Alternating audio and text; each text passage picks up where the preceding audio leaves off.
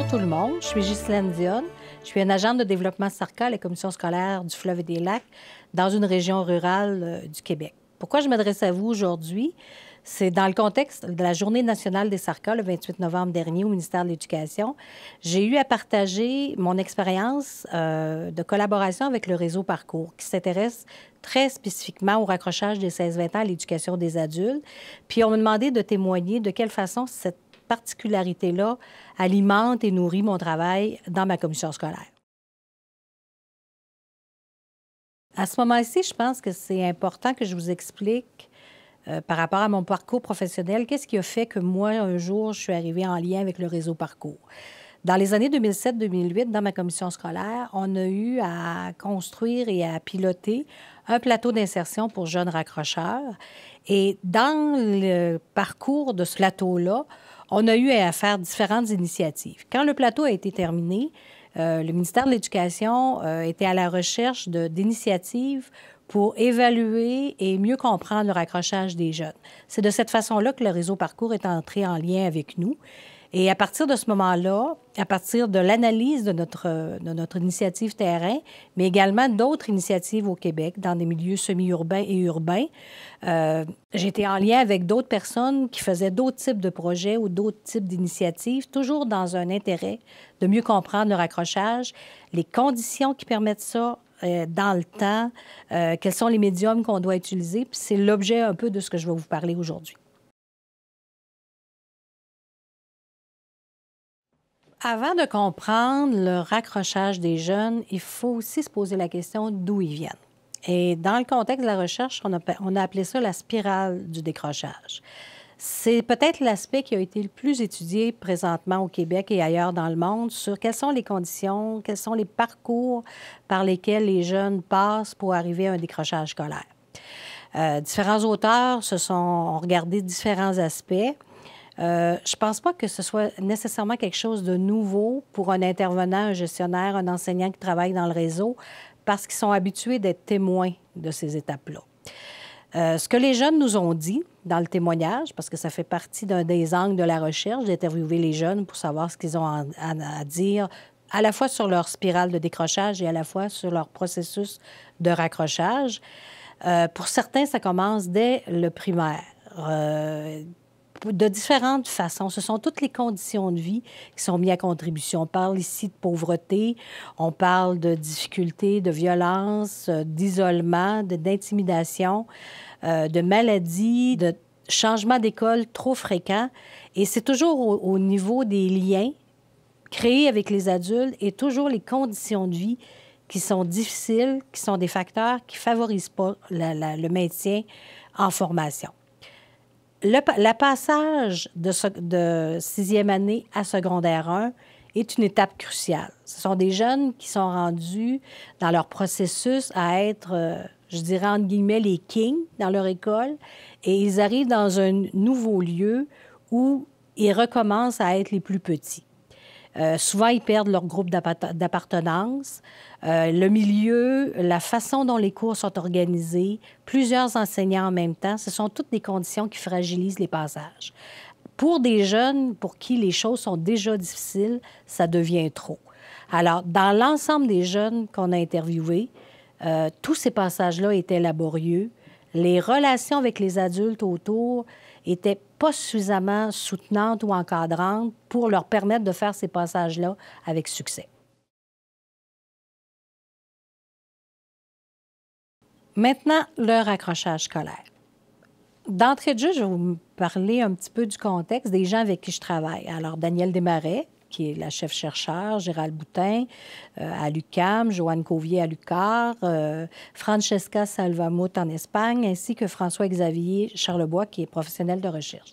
Pourquoi je vous parle de ces gens-là? C'est parce que je veux vous parler d'un document en particulier qui a décrit ou qui a précisé les connaissances autour du raccrochage. C'est un document qui a été utilisé lors d'une présentation à Lisbonne dans l'année passée. Ce document-là précise 3 choses importantes par rapport au processus de raccrochage. Il y aurait comme 3 étapes importantes qui se situent dans le temps par rapport à ces étapes-là nécessaires pour qu'un raccrochage auprès d'un jeune soit effectif. La première étape concerne le lien. Le lien qu'un adulte qui est dans l'entourage du jeune, qui l'accueille à l'éducation des adultes, a à créer pour pouvoir permettre que ce jeune-là se sente accueilli, se sente comme une personne importante avec laquelle on a le goût d'investir de l'énergie pour l'aider à ce qu'il puisse réussir. Cet horizon-là se passe dans un très court temps. C'est la première semaine à son arrivée à l'éducation des adultes. Le deuxième temps, c'est celui où on doit comme instaurer la réussite. L'horizon qu'on peut penser, c'est 1 mois. Et qu'est-ce qui se passe dans cet horizon-là? C'est le jeune doit avoir accès à de premières réussites. Il s'agit de réussite scolaire, bien sûr, qui est à la fois sur la connaissance de la matière, mais qui est également aussi sur les outils et les moyens pour réussir. Le jeune doit s'habiliter à développer des stratégies puis à devenir autonome par rapport à ces stratégies-là. Et cet horizon-là se passe dans 1 mois. À partir du moment où il y a la croyance et la certitude qu'il peut commencer à réussir, ce jeune-là, il va faire ces efforts-là. Pourquoi? C'est la 3e étape qui arrive. C'est l'étape où on doit définir le plan de match, l'objectif professionnel. Et dans cet objectif professionnel-là, qui est la cible, qui est le métier auquel je vais avoir accès, on doit aussi établir quelles sont les étapes subséquentes par lesquelles je dois passer pour pouvoir arriver à cet objectif-là. Quand ces 3 étapes-là se sont passées, on parle d'une séquence de 3 mois, c'est à ce moment précis qu'on commence à parler de raccrochage. Sinon, on peut encore décrocher et on est très fragile par rapport au processus. Par conséquent, si je fais une synthèse, la création de liens, qui est le moteur initial qui va permettre à un jeune de réussir, du moins de tenter de rester en formation, des réussites effectives qui se doivent de se produire avec des outils puis une connaissance de comment je peux, moi, réussir maintenant dans la vie, avec une image de moi-même qui évolue vers une construction identitaire où j'ai des expériences positives et un projet de vie qui me mobilise, qui va permettre que je sois persévérant et il va me permettre de définir très, très clairement où je m'en vais et quels sont les moyens et par quel chemin je dois passer pour y arriver. C'est ça l'ensemble du raccrochage. Alors, quand nos jeunes arrivent à l'éducation des adultes, on a tout ce travail-là à faire avant de penser qu'ils sont avec nous et qu'ils sont en processus de raccrochage.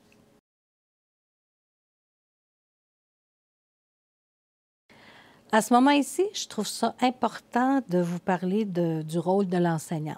Vous avez compris tantôt que l'enseignant était la personne qui crée le lien dans l'immédiat, au quotidien avec le jeune, mais cet enseignant-là vit quelque chose aussi dans son rapport professionnel avec le jeune. Puis je vais vous en parler de façon un petit peu plus pointue. Selon Dubé, l'auteur qui a réfléchi sur les différents rôles qu'un enseignant a à vivre, il a établi 3 pôles: la relation, le service et le contrôle. La relation, c'est évidemment ce qu'on a parlé tantôt dans la phase 1. C'est la capacité d'être en lien, d'être une personne significative pour ce jeune-là, pour qui cette relation-là a été souvent achoppée dans sa vie. La relation de service, c'est la fonction professionnelle d'enseigner à la fois la matière et la façon d'enseigner, les outils, les stratégies. C'est ce dont je vous ai parlé dans l'étape 2. Et la partie contrôle, bien évidemment, pour un enseignant, évaluer la réussite, ça fait partie de sa responsabilité. Et également la gestion de classe, parce que tout ça se déroule dans un groupe. À l'éducation des adultes, historiquement, les gens qui avaient une certaine maturité, la gestion de classe, c'est quelque chose qui n'était pas nécessairement toujours très présent dans le rôle au quotidien, parce que les gens avaient une autonomie, une maturité qu'ils avaient acquise dans les autres rôles sociaux, comme parents, comme travailleurs. Pour nos jeunes qui arrivent de l'éducation au niveau de la formation secondaire, ils sont en construction identitaire, ils sont dans le développement de l'autonomie. Alors, c'est important de pouvoir agir sur la gestion de classe qui permet d'arriver à ce que ces jeunes-là développent une autodiscipline. Ça, c'est un phénomène nouveau pour les enseignants à l'éducation des adultes. C'est même un rôle dans lequel, pour certains, ils se sentent inconfortables parce que c'est un phénomène nouveau. C'est quelque chose au niveau de la pratique qu'ils n'avaient pas besoin de faire avec la même intensité.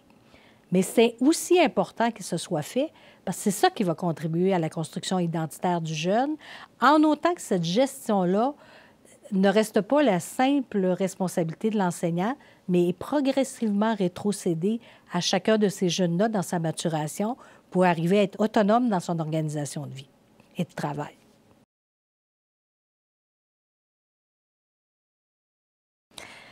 À l'éducation des adultes, pour tous ceux qui y vivent depuis une dizaine d'années, on sait qu'il y a eu d'énormes changements. L'arrivée des 16-20 ans, c'en est une, mais aussi la cohabitation de nouvelles fonctions de travail. Et j'entends par là des orthopédagogues, des intervenants de milieu, pour venir en renfort et en aide à l'accompagnement de ces jeunes-là. Ces gens-là ont une façon de travailler qui est complémentaire, mais avec des perspectives aussi qui se doivent d'être mises en synergie. J'entends par là qu'un enseignant, bon, on sait, il est responsable de l'apprentissage, de la transmission de connaissances, d'habiletés pour apprendre, de l'évaluation, et tout ça se passe dans un milieu qui est la classe ou en suivi individualisé. C'est ses fonctions de travail habituelles et c'est ce qu'on connaissait historiquement à l'éducation des adultes.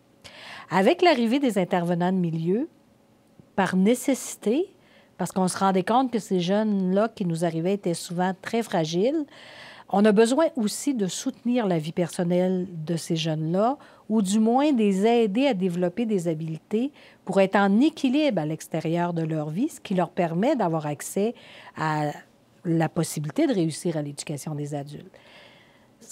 Pour l'intervenant, mettons, moi, en intervention avec un jeune dans mon bureau, le jeune qui est là, il a 100 de mon attention. Je suis avec lui, je suis en accompagnement, je veux comprendre dans quel processus il est engagé, de quelle façon on peut agir à l'extérieur pour que sa vie soit plus en support à son processus de raccrochage. Pour l'enseignant, tout ça se passe dans la classe. Si chacun des jeunes a besoin de 100 d'attention, dans une classe, l'enseignant ne peut pas offrir ça à tous les jeunes en même temps, en simultané. Donc, il faut que notre travail soit en synergie.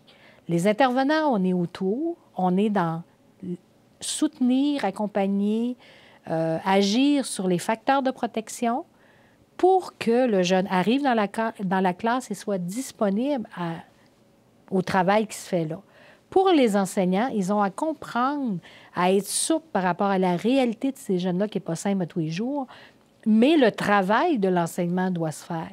Parce que c'est aussi ça, dans le parcours de raccrochage, qui va faire du sens, qui va les amener à avoir de la réussite, à avoir un projet, à se structurer et à sortir de cette fragilité-là. Donc, il y a des perspectives différentes et on doit s'en parler. On doit comprendre le travail de l'autre. On doit travailler en synergie dans l'accompagnement autour de nos jeunes, mais aussi dans l'apprentissage vers la réussite. Ça fait partie de composantes nouvelles du travail à l'éducation des adultes. Et on parle d'une décennie. L'arrivée des 16-20 ans à l'éducation des adultes, c'est les 10 dernières années que ça s'est produit.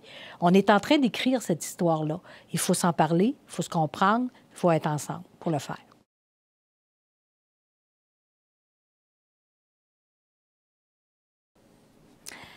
Dans le contexte de la recherche, d'abord, cette recherche-là se déroule dans 4 pays, France, Espagne, au Québec et en Belgique. On étudie, comme je vous ai déjà dit, les parcours de raccrochage, mais on étudie également des initiatives novatrices, des choses, des plateaux d'insertion, des interventions qui permettent à des jeunes de raccrocher. Alors, on fait parler les intervenants qui sont concernés par tous ces lieux d'apprentissage. On s'est rendu compte que le lien avec la communauté était important. Puis je vous explique comment.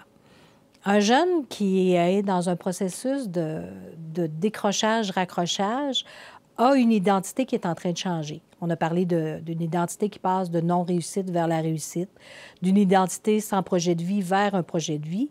Pour ce jeune-là, il est en construction.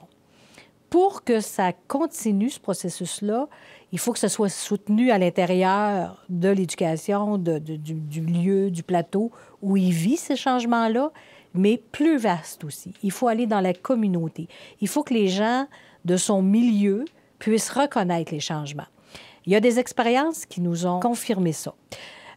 Pour le plateau du Trans, comme c'était un plateau qui se passait dans un verger, dans le milieu d'un village, les gens qui avaient vu les jeunes se détériorer ou être dans des comportements difficilement recevables au niveau du vécu avant de s'insérer, les ont vus changer dans le verger, s'investir à soigner des arbres, amener de la beauté, amener des soins aux arbres, à prendre soin. Et ils ont confirmé ça auprès des jeunes. Et ça a fait beaucoup de bien à ces jeunes-là d'être perçus autrement, d'être rendus des acteurs dans leur communauté. Il y a d'autres façons de le faire.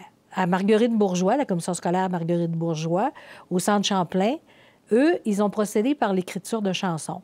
Ils ont la souffrance que ces jeunes-là vivaient, leur difficulté à vivre, a été mis en chanson, d'abord en texte, avec de la musique qui s'est ajoutée là-dessus, et ça a été présenté dans un spectacle et présenté à la communauté. Donc, la famille de ces jeunes-là, le quartier, pour qu'on comprenne mieux ces jeunes-là et qu'on comprenne surtout qu'ils étaient rendus ailleurs, qu'ils avaient fait un processus de changement. En Espagne, à Palma, l'école Joven, avec le travailleur communautaire du quartier, ont travaillé avec les arts. Klimt, alors, ils ont pris une toile de ce peintre-là, ils se sont répartis sous forme de mosaïque une partie. Chacun des étudiants avait une partie à reproduire. À partir du moment où l'aspect esthétique était réglé, les jeunes ont eu à se prononcer sur de quelle façon cette représentation-là artistique leur avait parlé et témoignait de eux, leur perception et leur ancrage dans la communauté. Tout ça s'est passé, on a reproduit ça dans le quartier sur des murales. Les gens du quartier ont vu ça et ont vu ces jeunes-là en train de cheminer et les ont encouragés et soutenus dans ce changement-là. Par contre, on a été témoin aussi de jeunes que la pression sociale autour était tellement forte, l'ancien modèle, l'ancienne compréhension qu'ils avaient et perception de la réalité de ce jeune-là n'a pas évolué et ça a reprovoqué du décrochage. Alors, il faut voir que nous, comme institution, éducation des adultes ou autres, organismes de lutte au décrochage, il faut faire connaître dans la communauté les changements positifs de ces jeunes-là. Ça peut être très simplement de publiciser les réussites dans le bulletin municipal de la communauté pour que les gens aient une opinion, aient une façon de voir ce jeune-là qui évolue dans sa communauté. Dans le contexte de la recherche, un des produits qui a été réalisé dans les dernières années est le film documentaire L'école pour moi. Pourquoi je vous parle de ça? Parce que je veux attirer votre attention sur la capacité entrepreneuriale de nos jeunes. Dans le contexte de ce film-là, où il y a eu des interviews réalisées dans 4 pays, ceux que je vous ai nommés précédemment, France, Espagne, Belgique et le Québec, sur les 14 jeunes qui ont été interviewés, 7 avaient un profil entrepreneurial. 4 étaient du domaine avoir ma propre entreprise et faire un DEP et avoir ma propre entreprise. 3 autres étaient plus des travailleurs autonomes, format un peu à la pige, dans le domaine des arts, de la vidéo, photo. Ces jeunes-là ont été choisis au hasard. 14 jeunes dans 4 pays, 7 ont ce profil-là. Pour moi, qui est dans le réseau scolaire, ça questionne beaucoup de quelle façon on comprend le profil entrepreneurial. Est-ce qu'à quelque part, c'est un jeune qui est méconnu dans notre système, qu'on ne comprend pas la façon dont il s'intéresse aux choses parce que c'est quelqu'un qui veut contribuer, parce que c'est quelqu'un qui peut-être a une opinion sur les situations? Est-ce qu'on perçoit ça de la bonne façon? Est-ce qu'on est menacé par ce qu'ils nous disent ou on devrait comprendre qu'ils veulent contribuer? Dans ma pratique SARCA, quand je suis avec quelqu'un qui, dans son parcours professionnel, dans son expérience de travail, a fait une séquence d'emplois successifs sans jamais tout à fait trouver son équilibre et sa satisfaction au travail, maintenant, moi, je pense au profil entrepreneurial. Je vais mettre mon collègue tout de suite dans le coup, le conseiller d'orientation. Je vais demander à ce que des tests pour vérifier le profil entrepreneurial soient effectifs Parce qu'il se révèle que des gens qui sont malheureux dans leurs emplois successifs, c'est peut-être parce qu'il faudrait qu'ils créent leur propre emploi. Je n'ai pas de réponse définitive à cette situation-là. C'est un grand questionnement. Toute l'équipe du réseau Parcours l'ont. Et il faudrait probablement approfondir ce point de vue-là dans les prochaines étapes qu'on va réaliser en études de parcours de jeunes. Parce que c'est peut-être une des raisons du décrochage scolaire qui n'a jamais été mise à notre attention et dont il faudrait s'occuper. En conclusion, si je reprends certains éléments que je vous ai partagés à date, et surtout en quoi de participer à la recherche-action du réseau Parcours, ça a une influence sur mon rôle professionnel au niveau d'une commission scolaire, mon rôle SARCA. C'est à la fois bien comprendre la spirale du décrochage, ce qui a été déjà beaucoup étudié au Québec et ailleurs dans le monde, les 3 étapes de raccrochage qu'on commence à cerner un peu plus, le rôle de l'enseignant dans ces étapes-là, ainsi que le rôle des intervenants et des gestionnaires qui se doivent d'avoir des perspectives qui se mettent en synergie, le lien avec la communauté, parce que même si on réussit très bien à l'interne, il faut que l'image du jeune qui est en train de changer, la communauté ou le milieu de vie où il évolue à tous les jours, ils peuvent s'en rendre compte, ces gens-là, et soutenir ces changements-là, et un grand questionnement autour de l'entrepreneuriat. C'est un objet de recherche. On va continuer de s'intéresser à ça parce que je pense que c'est un élément à creuser d'une façon bien pointue pour mieux comprendre ces profils-là. Je terminerai en vous parlant du réseau Parcours de façon un petit peu plus pointue parce que ce dont je vous ai parlé, il y a des éléments où c'est colligé. Le réseau Parcours a un site web, Parcours UQAM, facilement accessible, où vous allez retrouver des bulletins à chaque mois où des gens, des experts, des gens du terrain témoignent de leurs pratiques. Il y a les grandes rencontres à chaque année. Sur le réseau, sur le site web, vous allez avoir des capsules enregistrées de témoignages, de conférences qui se sont déroulées durant ces grandes rencontres-là. On a le film documentaire dont je vous ai parlé un petit peu plus tôt, L'école pour moi. Donc, c'est 1 heure de visionnement, 14 jeunes qui nous parlent de leur parcours. Donc, un ensemble d'informations qui nous apportent des éléments qui enrichissent notre compréhension de ce phénomène-là et de qu'est-ce qu'on peut faire tous ensemble pour contribuer à ce que ces jeunes raccrochent. Il me reste à remercier des gens, bien évidemment le ministère de l'Éducation avec la portion du SARCA qui a été le premier à souhaiter que je vous partage de l'information concernant cette expérience-là. Le réseau Parcours, auquel je participe là, depuis déjà plus de 7 ans. Ma commission scolaire, Fleuve et Lac, qui me permettent d'avoir ces liens-là privilégiés avec eux. Et l'ensemble des commissions scolaires qui ont partagé, ouvert leurs portes à ce moment-ci pour permettre au réseau d'aller interviewer des jeunes, des enseignants, des intervenants, des gestionnaires. Alors, on parle de la commission scolaire Seigneurie des Mille-Îles, Marguerite Bourgeois, René Lévesque, Pointe-de-l'Île.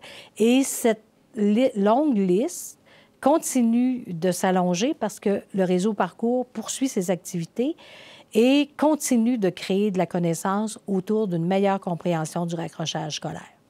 Alors, merci à tous ces gens-là. Merci également à ceux qui s'intéressent au raccrochage de nos jeunes parce que je pense que quand on fait des actions précises, qu'on les fait ensemble, qu'on les fait en complémentarité, on arrive à aider ces jeunes-là en grande difficulté.